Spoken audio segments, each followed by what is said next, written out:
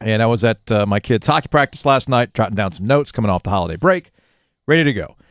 And I get home, and I was finishing up watching a show with my older son, and you texted me. You texted me last night during Monday Night Football. I was like, what is happening? I'd have to go too far to the text as to what you said, but you were very much like, I can't believe they're going to keep playing this game. And I was like, what are you talking about? So I flipped it over, and obviously we see what happens with Damar Hamlin of the Buffalo Bills. And it wasn't, you didn't have to scroll very far on Twitter to see the replay over and over again. And then just an ESPN broadcast not knowing what to do in a lot of ways. And I don't blame that. I don't bring that up in a negative way. None of us would know what to do in those situations. I thought they handled it the best they could, but this was something that you informed me of last night, and we were all captivated by what we saw on Monday Night Football. Amazing that not even 2 months ago, Tua Tagovailoa collapses on the same field, has the reaction that he does to a concussion, a second hit syndrome. And we paused that day, and we thought what we're actually watching in football.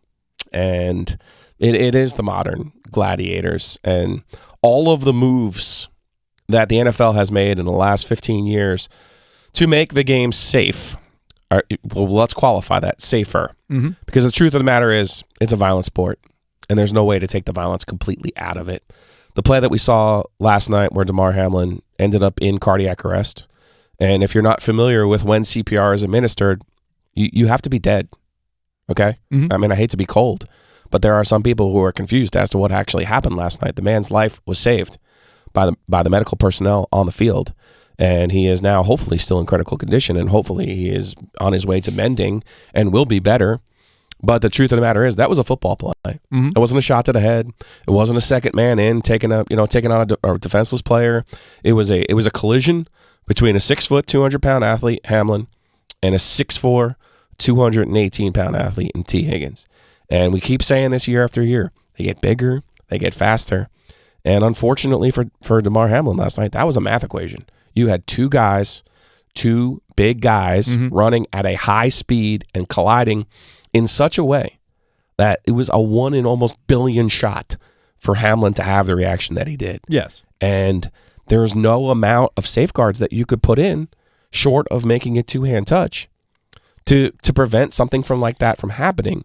And I know there'll be a lot of hand-wringing about the NFL, and I know we already have a lot of hand-wringing about, this is the roughing the passer penalties and the other penalties that I've put in place.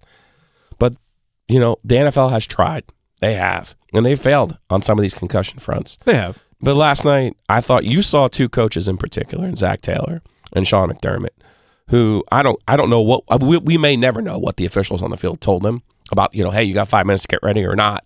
Yeah. I thought they clearly took things into their common sense hands and said, hey, we need to get out of here, and we need to do what's best for the player involved. And I'm glad that they did, and I do think this is a step forward in the NFL, specifically football. And then it was the coaches.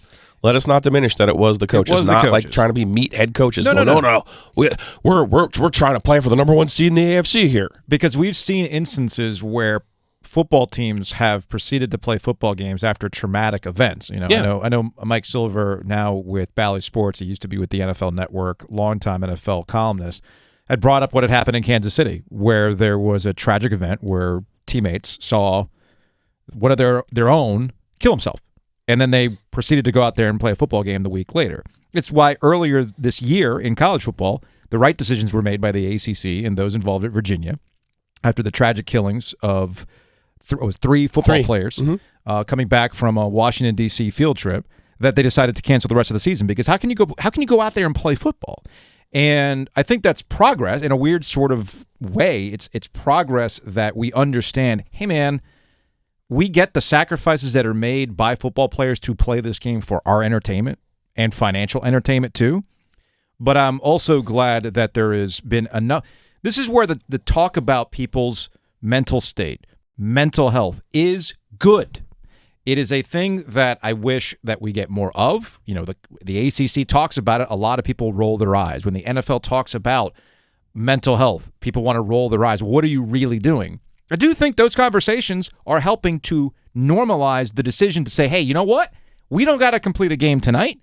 nor do we need to complete a game this week, because the NFL announced that they're not going to resume the game this week. They left it nebulous because I think they want to give some time as to where things are going. Speaking of time, there was a lot of hand-wringing last night as I was watching it unfold in real time on social media and watching the broadcast, that it took an hour for them to postpone the game. It's easy to bash Roger Goodell because we're so used to bashing Roger Goodell. And what you just said, Giglio, about the coaches, Zach Taylor and Sean McDermott, respectively, of the Bengals and the Buffalo Bills, the conversation should be about them, not what the NFL did or did not do.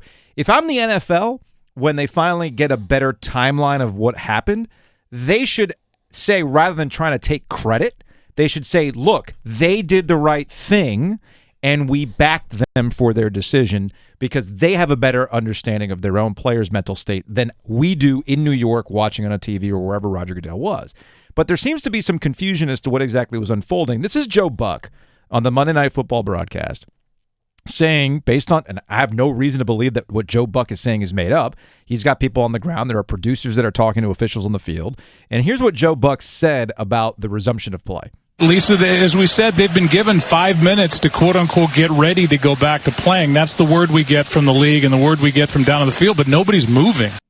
So that was Joe Buck. And then late yesterday, Troy Vincent, who's the vice president of football operations, had a conference call with reporters saying that I'm not sure where that came from. Quote, frankly, there was no time period for the players to get warmed up. Frankly, the only thing that we asked was that the referees communicate with both head coaches to make sure they had the proper time inside the locker room to discuss what they felt was best to do, end quote.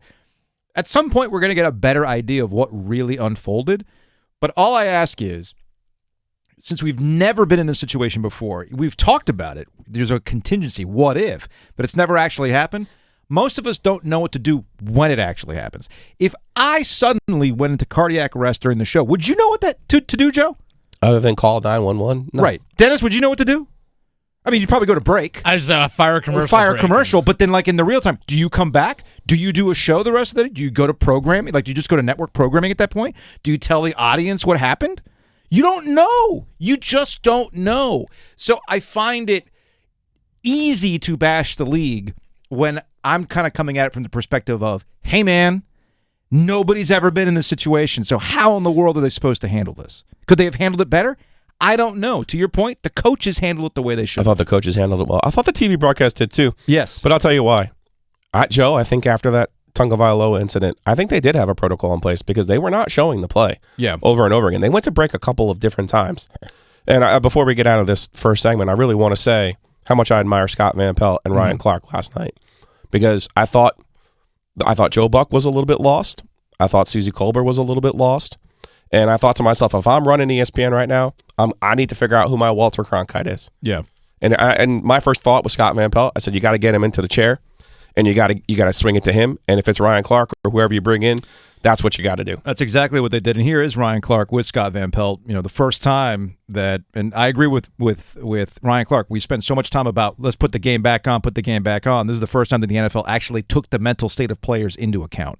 In truth, if the NFL cares about the players, this is the first time I believe the NFL truly had to care about the players' emotional and mental health as well. This is the first time we got to watch those emotions. We got to watch that type of thought process right in front of us. In real time. Right, we never get to see that. Because it had to happen. It had to happen in real time. So that was last night on the broadcast. I mean, completely. They were really good. They were really, really good. In terms of how, and Booger McFarland, I thought, also did a very, very good job in trying to handle what happened last night in real time.